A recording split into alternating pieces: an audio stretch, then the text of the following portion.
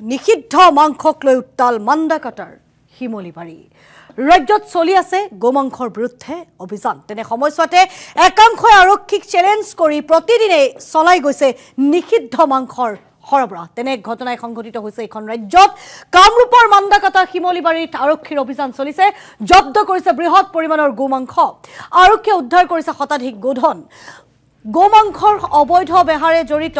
মেহবুব আৰু মেহতাবৰ ঘৰত অভিযান চলাইছিল আৰক্ষীয়ে অভিযানৰ পূৰ্বে পলায়ন কৰিছে ৰাহুল আমিনৰ পৰিয়াল জনাইছো যে পলায়ন কৰিছে অভিযুক্ত মেহবুব আলী আৰক্ষীয়ে গ্ৰেপ্তাৰ কৰিছে গোমাংস অবৈধ ব্যৱসায়ৰ সৈতে জড়িত মেহতাব আলীক গোমাংস সৰবৰাহত ব্যৱহৃত তিনিখনকৈ বাহন জব্দ কৰিছে বাইহাটা চাৰিআলিৰ আৰক্ষীয়ে জনাইছো যে এইদৰে বিলাসী বাহনতো কঢ়িয়াইছিল নিষিদ্ধ মাংস বিভিন্ন সময়ছোৱাত ৰাজহুৱা স্থানত নিষিদ্ধ মাংস কটা খোৱা বা সৰবৰাহ কৰা নিষেধাজ্ঞা ইতিমধ্যে জাৰি কৰিছে ৰাজ্যৰ আৰক্ষী প্ৰশাসনে এই সকলোবোৰলৈ বুঢ়াঙুলি দেখুৱাই নিৰ্বিঘ্নে চলাই গৈছে এনেধৰণৰ গুৰুতৰ অপৰাধ আৰক্ষীৰ অভিযানত সকলোবোৰ ধৰা পৰিছে যদিও মূল কালপ্ৰিট ইতিমধ্যে পলায়ন কৰিছে আৰক্ষীয়ে তদন্ত অব্যাহত ৰাখিছে অভিযুক্তক বিচাৰি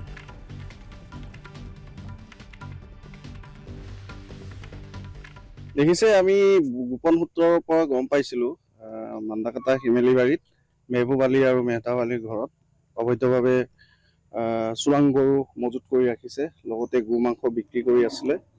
সেইমতে আমি অভিযান চলাওঁ অভিযান কালত 100টাৰ ওপৰত গৰু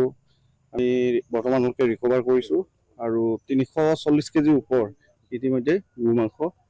উদ্ধাৰ হৈছে মেহতাব আলী নামৰ লোক এজনো বৰ্তমান আটক কৰা হৈছে